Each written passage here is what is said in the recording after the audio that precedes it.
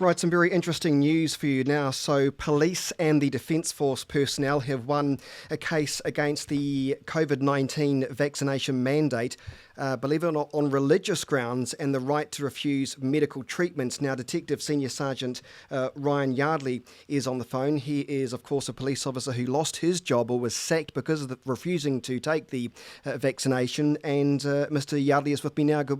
Thanks for your time. Good afternoon. Thank you for having me on. When did you hear this news? Around about 2 hours ago, we were told, and my phone hasn't stopped ringing, and I've been ringing so many other colleagues who are in the same boat as me, and it's just such an emotional day for us to get to this point where we've been able to challenge the mandate successfully in court. It was touch and go at one stage because were you confident that this will be overturned given the fact the government has been so strict on the mandates? It's always been a question of law, and that's really difficult. I think if it was simply what is right and what is wrong, we would have gone right through with no problems. But I was always confident after talking to our lawyer and seeking legal advice that we had really good grounds to challenge this on. So the challenge is one of religious grounds, and regardless of whether you're religious or not, this is obviously good news for you. Does this actually mean, though, that you'll be able to get your job back? What do you know so far? Not a lot in relation to that. So my understanding is the termination notice that I've been served is now null and void, and it's been overturned because of this. So I'll have to start negotiating with the police and HR to figure out and come up with a return to work sort of plan here. And part of the big challenge for us, and I suppose the part that really sort of jumps out to me is the fact that the Minister of Workplace Relations and Safety said there needed to be these mandates to keep the public safe, and that's where we sort of won through. And the evidence now says that there's no requirement for the vaccine mandate on public health grounds, and that's what we won on. Okay. This is for all police constables and Defence Force personnel. Just confirm that's the case? It is, yes, and it also covers off the authorised officers and police as well that were covered by the original mandate. Okay, so because the mandate required all Defence Force personnel and all police constable recruits and authorised officers to receive 2 doses of the vaccine by the 1st of March 2022. So essentially now it's up to the New Zealand Police to decide what happens next, because even though it's been rejected, thrown out from the court process, you still have to go through the rigmarole, I guess, of talking to your bosses.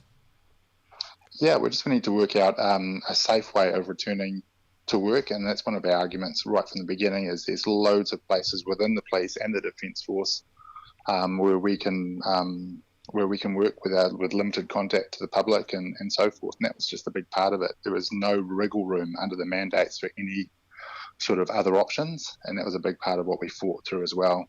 I mean, the police is a big machine, and the frontline officers are just a small part of it, and there's a huge lot of people that sit in behind that. So it's always been our argument. There's so much room for unvaccinated people within the police force. Ryan, it's interesting you say that, because when I was speaking to the Police Association President Chris Cahill earlier this week, I got the impression, he said to me, we've had to take a position that follows the government guidelines, but there was a hesitancy in his voice, and I suspect there was a hesitancy because of the fact that many police officers either feel like they were forced to, or didn't, or to be honest with you, didn't want to get this. Now, would that be a fair thing to say, that there is a sense of we have to because we just have to? Yeah, there's a lot of people within the police force who are in the position where they're pro-vaccine but they're anti-mandate, and that's one of the things I want to get out there. It's okay to be pro-vaccine and anti-mandate because these mandates, as they stand, were just so discriminatory right across. And I just look back and think, I'm just hoping that this opens the eyes and opens up legal avenues and challenges for the teachers and the hospital workers and the firefighters, all who have been sort of struck down by these mandates.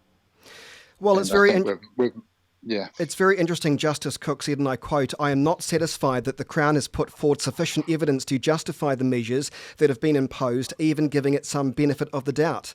That's quite an extraordinary statement to make from a justice. from a judge. Yeah, it is. It is, and I think the elephant in the room is Omicron, and we've learnt so much from back 2 years ago when we didn't know much about COVID, and now we've ended up with the Omicron variant, and it's much less harmful and something we can deal with as a society. And we've seen those huge numbers that have come out today with a relatively low hospitalisation rate, and I think there's other ways to get around this, and hopefully this will open the door for everyone to sort of get back to work and doing what we love. Do you feel vindicated by today's decision? Oh, very much so. It just didn't sit well with me at all, these blanket mandates, that discrimination and just pushing aside one portion. I mean, I'm part of the team of 5 million, and there was no room for me in this with these mandates, and there's going to be tens of thousands of people, and they not only were in for the police force and the other ones, but they've also spilled into the public sector and the private sector as well, sort of side of things. And so so hopefully this just opens the door, it's a signal, I think, to say it's okay to have another look at this and redo those health and safety risk assessments and go through and work our way through this in a reasonable manner. When do you want to go back to work, or do you want to go back to work? Yeah, I'm ready to go back to work. I think my lawns are looking the best they've ever done. But I'm ready to get back to work, and because I think I've always loved the police force, and I think I've with my values and ethics, it'd be a good time to inject a bit of that back in there and go forward. There will be some people watching this interview, Ryan, saying that, I can imagine this in the comments in the Facebook page, they'll be saying that you're selfish because you should be upholding the law, not trying to essentially flout it. And I wondered what your comments would be, or your response would be to those comments, Ryan. Yeah, so what I've done is I've done this the right way. I've challenged it through the courts, and the courts have upheld our position. So I'm on the legal side of it here, so I'm on the side of right. And it's not about it's never been about the vaccine. It's just been about that discrimination and the right to choose and the Bill of Rights that underpins our everything from day one in the police. The Bill of Rights has been at the forefront of what I've done, and to see something come in that's just flouted that, I just couldn't stand for that. Ryan, what today's announcement, as you've said, means this will open up the floodgates for other legal challenges, won't it? There's no doubt about it now. Yeah, it does. And I think it just gives that signal that, hey, we need to look at this again and make sure we have got it right. And then the judges clearly said we don't have it right as it sits. So, there'll be a few people scrambling to have a look at it again. What is your message for your colleagues that are there having to deal with the protesters who are also anti-mandate? What would you say to them? Oh, they're in such a hard position, the guys that are down there. But as long as they act professionally and responsibly, I support the right for everyone to protest, and I also want to keep my colleagues safe as well. So as long as it stays peaceful on both sides, I don't see any issue down there. And I wish everyone good luck, and hopefully this is a signal, and hopefully everything starts winding down. Are you going to be celebrating this win?